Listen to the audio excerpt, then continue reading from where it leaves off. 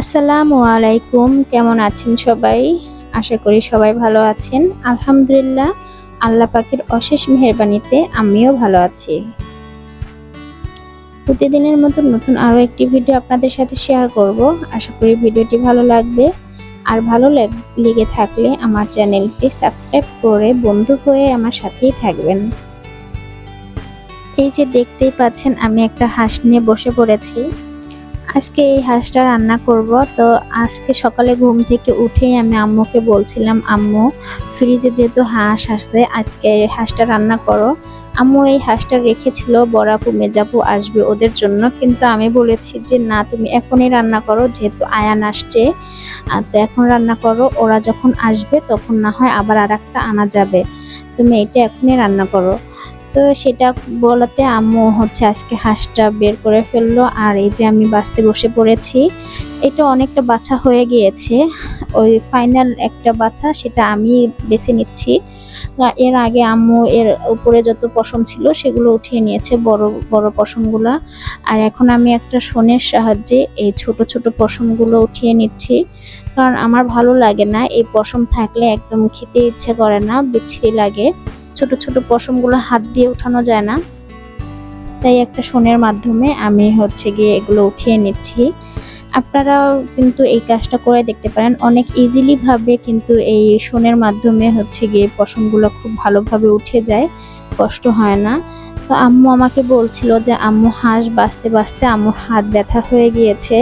আসলে আমার এই শনের কথাটা আগে মনে ছিল না, হঠাৎ করে মাথায় আসলো যে আমার কাছে তো একটা শন আছে, ওটা দিয়ে দেখি না, ট্রাই করে যে হয় কিনা। তো ভালোই হয়েছে, এটা আনাতে আমার গিয়ে হাঁসটা খুব ভালোভাবে বাছা হচ্ছে।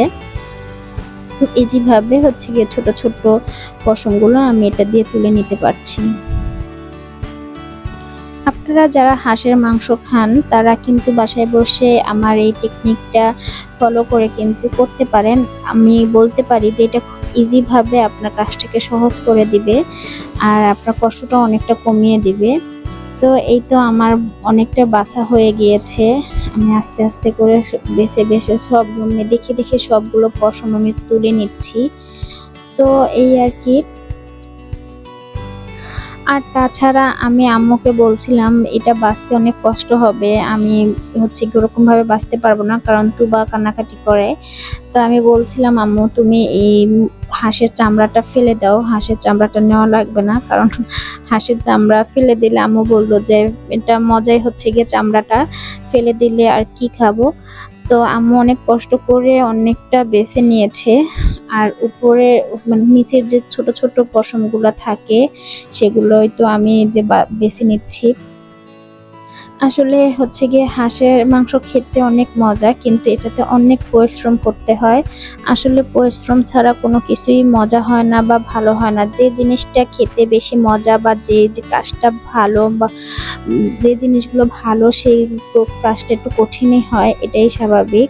সহজে কোনো জিনিস হয় না বা পাওয়াও যায় না, একটু তো কষ্ট করতেই হবে। তো এটা ভেবে গিয়ে আমি আম্মুকে বললাম, ঠিক আছে তুমি গিয়ে এখন রাখো, আমি দেখি আমার কাছে একটা ফোন আছে মনে হয়, আমি খুঁজে দেখি, যদি সেটা পাই তাহলে সেটা দিয়ে আমি তোমার কষ্ট অনেকটা কমিয়ে দিব। তো সেটা বলে আমি গিয়ে এই তো এটা নিয়ে তারপরে বসে পড়লাম। আর আমার খুব ভালো লাগছে এটা ভেবে, যদি আমি এটা আগে মানে মাথায় আসতো বা আগে যদি বুঝতে পারতাম তাহলে আমি আম্মুর অনেকটা কষ্ট কমিয়ে দিতাম, আম্মুরও হাত ব্যথা হতো না। আম্মুর হাতে আসলে নখ নেই, তো যার কারণে আম্মু উঠাতে অনেক বেশি কষ্ট হয়েছিল, পশমগুলা হাতের নখ ব্যথা হয়ে গিয়েছিল। তো আপনারা পুরো ভিডিওটি দেখতে থাকুন, আশা করি আপনাদের ভালো লাগবে। আর ভালো লাগলে তো অবশ্যই আমার চ্যানেলটি সাবস্ক্রাইব করবেন। তো অফ ক্যামেরায় আমি পুরো হাঁসটা বেছে নিয়েছি, আর এখন এই যে আম্মু কাটার জন্য নিয়েছে, কেটে ফেলবে এটা। আমি বলেছি আজকে একটু ঝাল ঝাল করে রান্না করো, কিন্তু আমার খুব ভালো লাগে ঝাল খেতে, আমি ঝাল খুবই পছন্দ করি। মানে আমার কাছে মনে হয় কি যে ঝাল ছাড়া কোনো তরকারি বা কোনো খাবার স্বাদ হয় না। তো বলেছি আজকে হাঁসটা একটু ঝাল ঝাল করে রান্না করো, বাবুদেরকে ঝোল না দিলেই হবে, বাবুরা তো খেতে পারে না ঝাল, মানে খায়, কিন্তু ওরকম বড়দের মতো তো আর খেতে পারে না। আমার ছেলে মেয়ে ঝাল খায় মোটামুটি, কিন্তু আয়ান একদমই খেতে পারে না।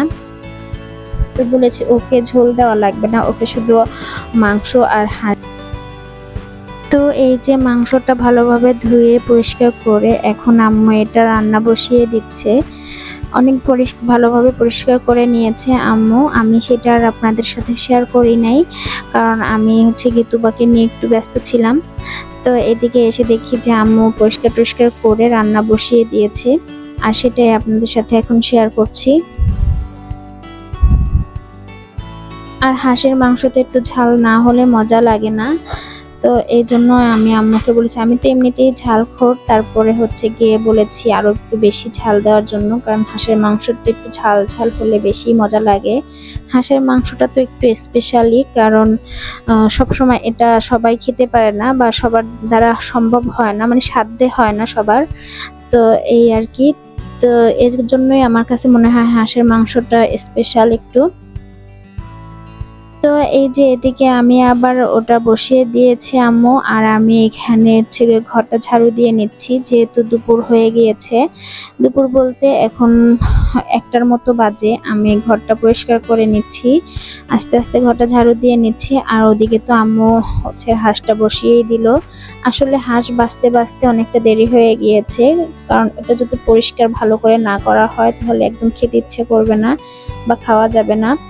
তাই আর কি ওটা বাঁচতে বাঁচতে অনেক দেরি হয়ে গিয়েছে, আর আমারও এদিকে কাজে একটু দেরি হয়ে গেল। তো যাই হোক, সবই তো আমাদের। তো আমি হচ্ছে তো ঘরটা পরিষ্কার করে নিচ্ছি। ও ঘরটা ঝাড়ু দেওয়ার পরে আমি তিহান তুবাকে গোসল করাবো।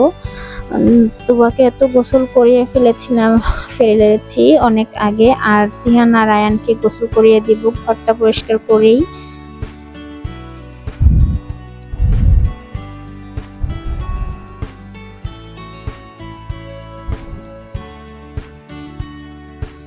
তো আপনাদের সাথে আর একটা কথা বলি, সেটা হচ্ছে গিয়ে আমি তো আপনাদের সব সময় একটা কথাই বলি যে আপনারা যদি আমাকে মানে আমার ভিডিও যদি আপনাদের ভালো লেগে থাকে, তো প্লিজ আপনারা আমাকে কমেন্ট করে জানাবেন যে আমার ভিডিওতে কোথায় ভুল হচ্ছে, কোথায় ভালো হচ্ছে, বা ভিডিওটা কেমন হচ্ছে।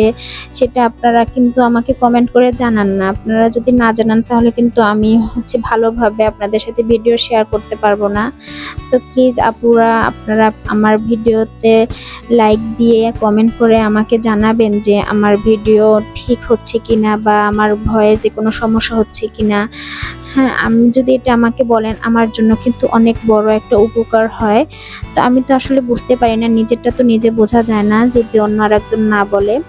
তো আপনাদের কাছে আমার একটাই রিকোয়েস্ট, আপনারা কিন্তু আমাকে কমেন্ট করে বলবেন আমার ভিডিওতে কোনো সমস্যা হচ্ছে কিনা, আমার কথাতে, আমার ভিডিওতে কোথাও কোনো সমস্যা হচ্ছে কিনা। এই যে তিহান তিহান খেতে বসছে, তুবা খেতে বসছে। তুবা কি খাচ্ছে? তুবা, তিহান তুমি কি খাচ্ছ? এটা লেগ পিস। আর এই যে আয়ান খেতে বসছে। গরম আল্লাহ।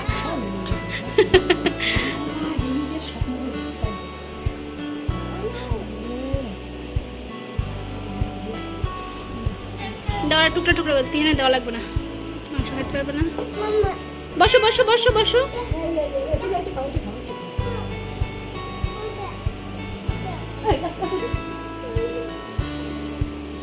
তিহান খুব মজা করে খাচ্ছে। তিহান ইয়াম্মি, তিহান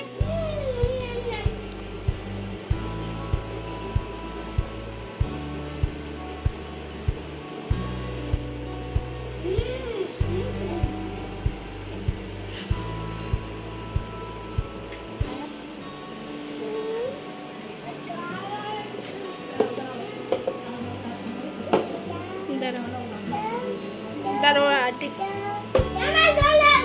এই যে এটা তোমার, এটা তোমার, এই যে এটা তোমার।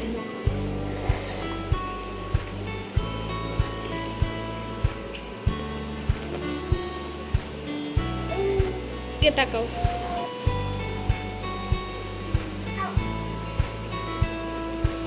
গরম গরম।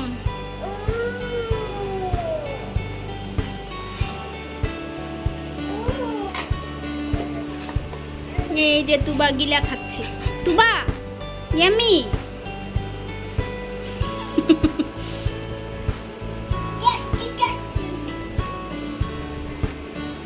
ডান হাত বা হাত দিয়ে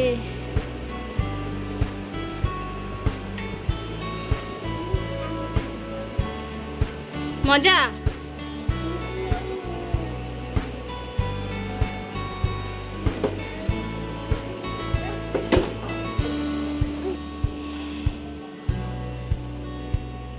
যে মাংস আমাদের জন্য ভাত বাড়া হয়েছে, এখন আমরা খাবো। এই যে আমরা এখন খেতে বসছি। গরম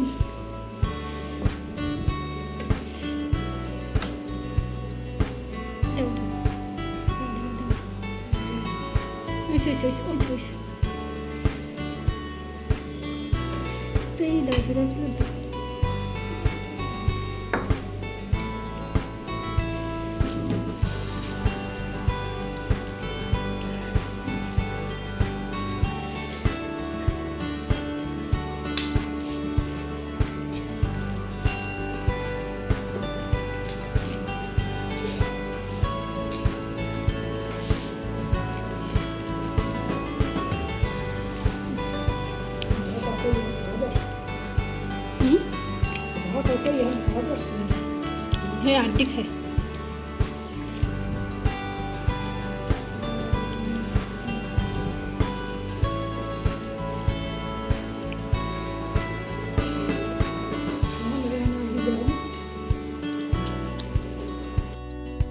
এই তো দুপুরে খাওয়া দাওয়া শেষ, এখন একটু বিশ্রাম নিচ্ছি। বাবুরা ওই পাশে খেলা করছে, তুবা ঘুমিয়ে গিয়েছে, আর আয়ান তিহান ওরা খেলা করছে। আর আমি তো আমার গন্তব্যস্থলে বসে বসে আকাশ দেখছি। আজকে কয়েকদিন যাবত আকাশটা অনেক মেঘলা যাচ্ছে, বৃষ্টিও হচ্ছে মাঝে মধ্যে, আবার মাঝে মধ্যে মানে আকাশটা থমকে থাকে। এরকম ভাবে কয়েকদিন ধরে পার হচ্ছে। আমাদের এই পাশটা থেকে আকাশটা খুব সুন্দর দেখা যায়, তাই আমি সারাক্ষণ এখানেই বসে থাকি, আমার খুব ভালো লাগে। আর এখন তো বিকাল হয়ে গিয়েছে, এখন বাজে 5:30টার মতো। আর আম্মু আজকে পিঠা বানাবে, রসবড়া পিঠা, সুজির রসবড়া পিঠা, যেটা আপনারা অনেকেই হয়তো চিনেন, আবার অনেকেই চিনেন না। আর সেটা বানাতে সুজি, দুধ, ডিম, চিনি এগুলো লাগে। আর আম্মু এই যে এখানে এটা নিয়ে নিয়েছে সুজিটা, এটার মধ্যে হচ্ছে গিয়ে গরম পানি দিয়ে তারপরে এটা ভালো করে মাখাবে।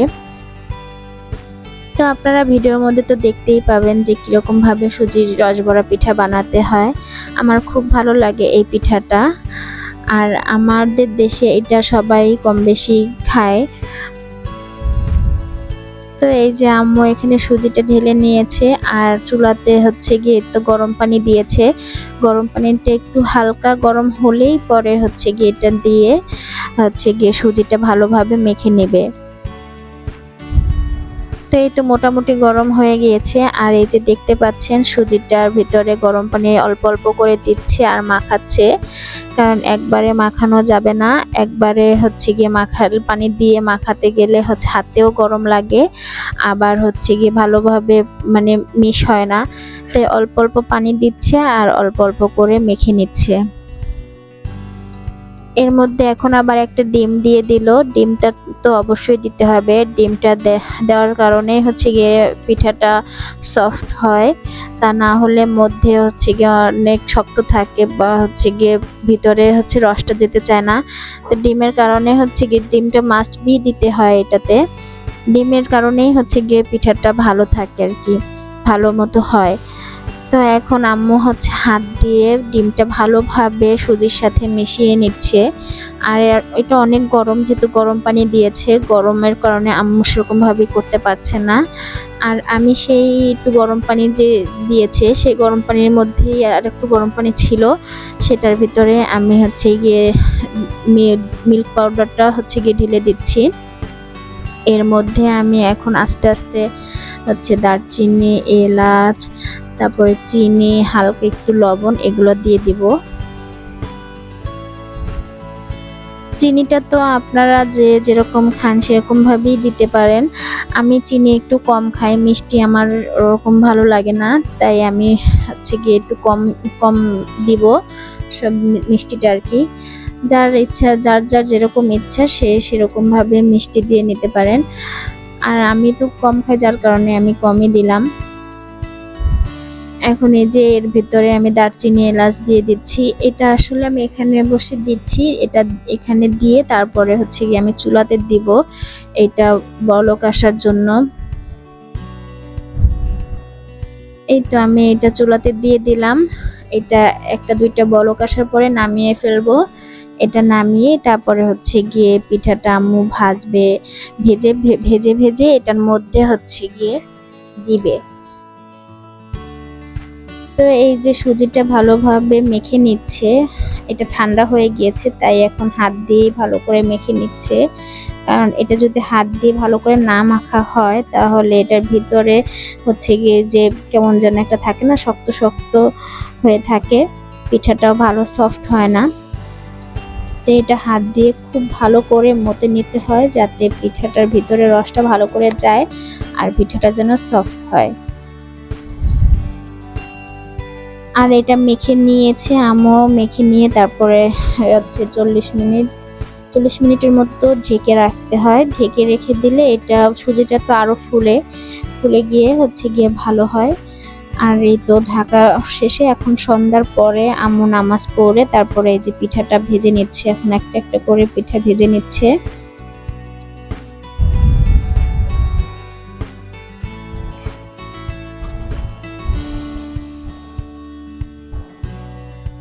তো পিঠার ভিতরে যদি ভালো করে মানে না হয়, আপনারা চাইলে 2টা ডিমও দিতে পারেন। ডিমটাই হচ্ছে এই পিঠাটার সব থেকে আসল জিনিস। ডিম দিলে হচ্ছে গিয়ে পিঠাটা ভালো সফট হয় আর হচ্ছে গিয়ে মানে ভিতরে রসটাও ভালো করে যায়। তো ডিম আমরা একটা দিয়েছি, আপনারা চাইলে 2টাও দিতে পারেন, 3টাও দিতে পারেন, যে যেরকম আর কি চায় সেরকমটাই। তো আমাদের পিঠাটা হচ্ছে গিয়ে একটু, এই ফার্স্টের পিঠাগুলো কেন জানি হচ্ছে ভিতরে একটু শক্ত শক্ত হয়েছিল, হয়তো বা একটা ডিমের কারণে নাকি, তা আমি জানি না। তো এটা একটু ভিতরে শক্ত শক্ত ছিল, খাওয়ার সময় বুঝতে পেরেছিলাম, কিন্তু উপর দিয়ে দেখে মনে হয়েছিল যে না মনে হয় অনেক সফট হয়েছে, কিন্তু না, আসলে ভিতরে অনেকটা শক্ত ছিল। কিছু কিছু পিঠা শক্ত হয়েছে, আবার কিছু কিছু পিঠা হচ্ছে গিয়ে নরম হয়ে গিয়েছিল, মানে ভিতরে পুরো রসটা ঢুকে গিয়েছিল। এই তো এখন এটা হচ্ছে গিয়ে দ্বিতীয়বারের পিঠা।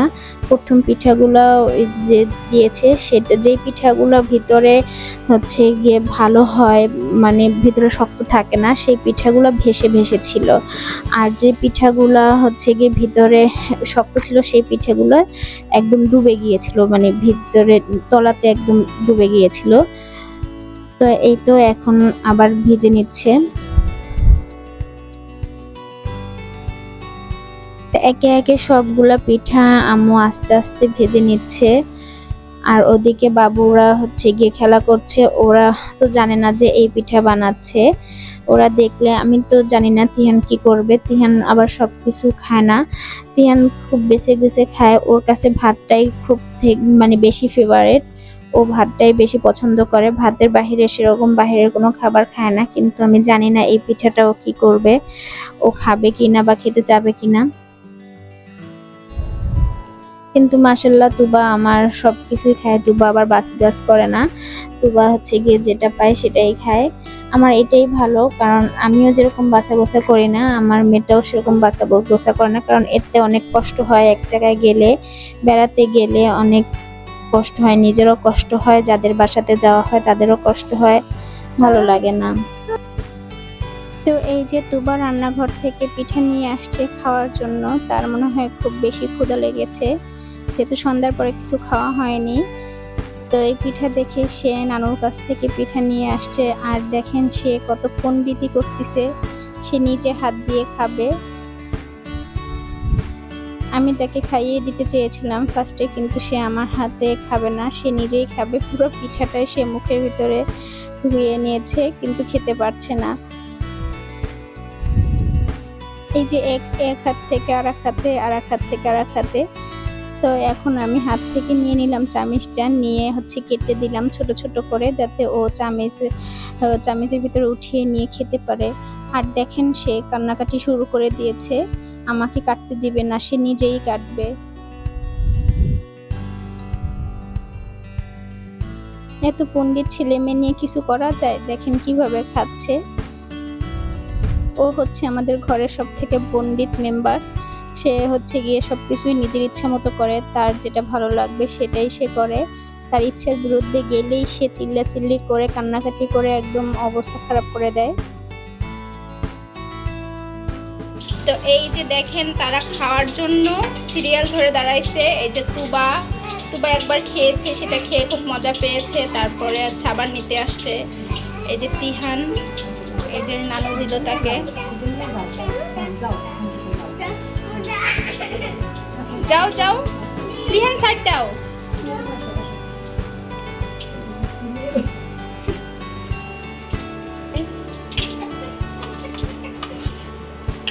তারা খেয়ে সবাই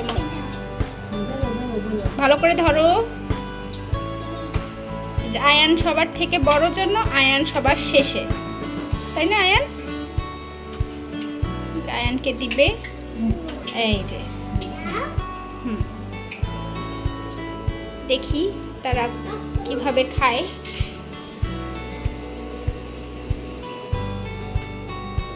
এই যে 3 ভাই বোন খেতে বসছে। খাওয়ার আগে অবশ্যই বিসমিল্লাহ বলতে হবে। গুড। কি হলো তুবা? খাও, তাহলে আস্তে আস্তে খাও। তিহান, তুমি কিন্তু রিভিউ দিবে। তিহান, আয় ছেলে, আমাকে কিন্তু সবাই রিভিউ দিবে, ঠিক আছে? তুবা, তিহান খেতে পারছে না। বলো বলো, খাও, উঠাও, চামিচে নাও। আহা, দুইটা একসাথে কেন? দাও আমার কাছে, দাও, কেটে দেই। ওরা যেহেতু ছোট মানুষ কাটতে পারতেছে না। তুবা ছি ছি ছি ছি ছি, হাতে নেয় কেন? তোমার হাতে চামিচ আছে না? চামিচ দিয়ে খাবে। দাঁড়াও, কেটে দে মামা, কেটে দে, তুমি চামিচ দিয়ে উঠিয়ে খাবে। এগুলো হচ্ছে কি একটু রসের ভিতরে ভিজিয়ে রাখতে হয় কিছুক্ষণ, তাহলে হচ্ছে গিয়ে রসটা ভিতরে পুরোপুরি যায়। ওরা তো হচ্ছে গিয়ে বাচ্চা মানুষ, দেরি সহ্য হচ্ছিল না, রসটা ভিতরে আর যেতে পারে নাই ওদের জন্য, তার আগেই নিয়ে আসছে। আহা, আস্তে আস্তে। ইস, তোমার হাতে চামিচ কোথায়? চামিচ দিয়ে ধরো। এই মেয়ে, চামিচ দিয়ে নাও। দেবো তোমাকে।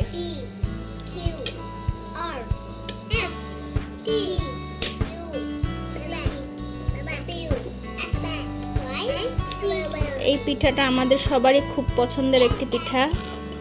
এটাকে বলে সুজির রসবড়া। আমার খুব ভালো লাগে এটা। নাও, খাও, এখন খাও। কেটে দিছি, সবাইকে কেটে দিছি, খাও।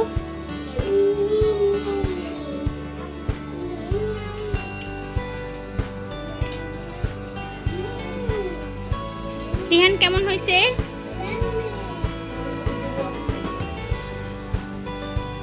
তিহান কেমন লাগে? কেমন হয়েছে? এই তো তিহান বলছে ইয়াম্মি হয়েছে, কি বলে আয়ান বলছে ইয়াম্মি হয়েছে। তিহান, তুমি বলো না কেন কেমন হয়েছে? এই ছেলে, সে খাওয়াতে খুব ব্যস্ত। আর তুবার কথা কি বলবো? তুবা তো হাত দিয়ে মেখে টেখে কি অবস্থা। তুবা কেমন হয়েছে? কেমন হয়েছে বলো ইয়াম্মি।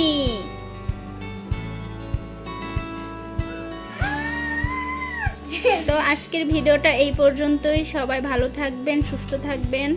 আমার ছেলে মেয়েদের জন্য সবাই দোয়া করবেন। আল্লাহ হাফেজ। তিহান আল্লাহ হাফেজ বলে দাও। আয়ান আল্লাহ হাফেজ। তুবা আল্লাহ হাফেজ। আল্লাহ হাফেজ বলে দাও। ওকে, আল্লাহ হাফেজ।